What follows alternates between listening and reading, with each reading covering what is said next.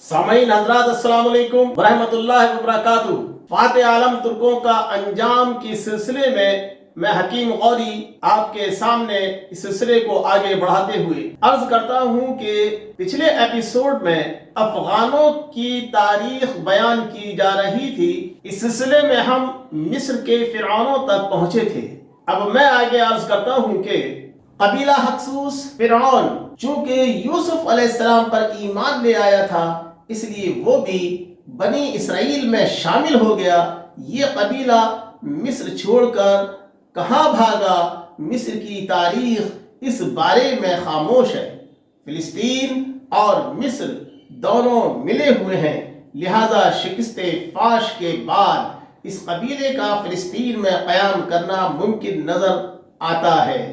دوسری طرف تاریخ کے جھروکوں سے صاف اندازہ ہو رہا ہے یہی قبیلہ حکسوس حضرت یوسف علیہ السلام پر ایمان لانے کے بعد بنی اسرائیل کہلایا اور شکست کے بعد ترکستان کے علاقے کوہ سلیمان پر آباد ہو کر ترکوں کی زبان میں افغان کہلایا۔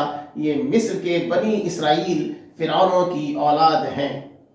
حضرت اسماعیل علیہ السلام کی اولاد حکسوس فرعونوں کی بے دخلی اور دریا میں غرق ہونے والے فرعون کے واقعے میں زیادہ لمبے عرصے کا فرق نہیں ہے۔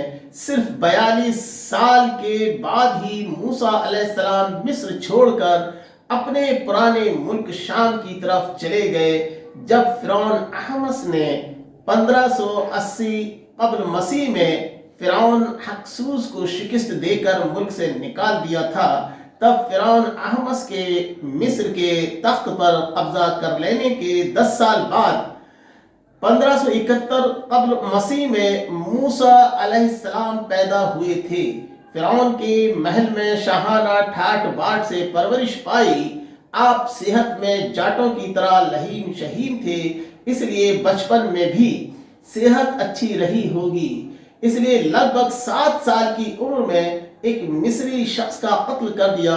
حضرت شعیب جو ان کے خاندانی تھے کہ یہاں 10 سال بکریاں چرائیں اور شادی کی۔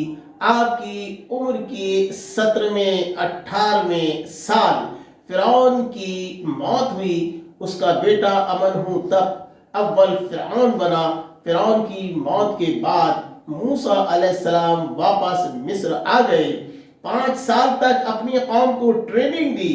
اس درمیان میں مصر میں زبردست سوکھا پڑا، قحط سالی پیدا ہو گئی اور بھی کئی طرح کے عذاب نازل ہونے سے فرعون کی کمر ٹوٹ چکی تھی۔ ایسی حالت میں موسیٰ علیہ السلام کے 22-23 سال کی عمر میں بیت المقدس کے گڈریوں، سامری جادوگروں کی قوم وغیرہ کی مدد سے بنی اسرائیل نے فرعون کے خلاف بغاوت کا بگل بجا دیا۔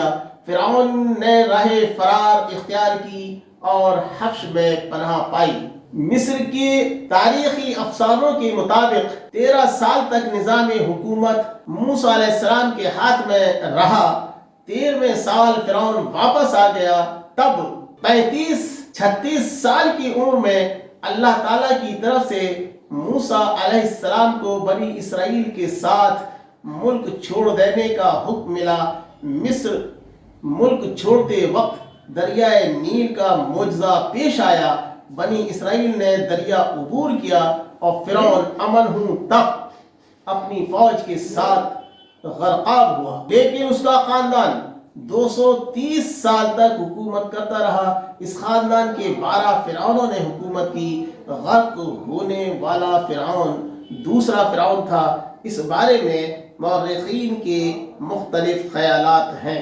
حضرت اسحاق علیہ السلام و حضرت یعقوب علیہ السلام کی اولاد بنی اسرائیل بھی مصری فرعونوں کے تخت پر جلوہ افروز ہو چکی ہے۔